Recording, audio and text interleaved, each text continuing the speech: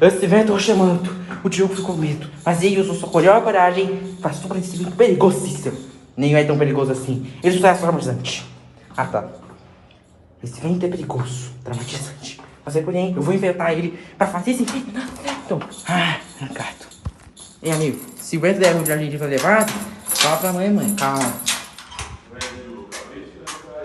Eu vou trancar, pai. Olha isso.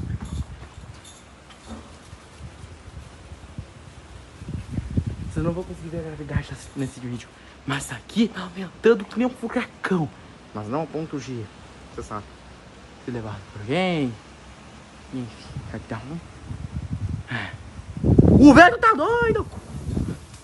Calma. Olha. O vento tá perigoso. Vamos com calma e com cheiro calmo.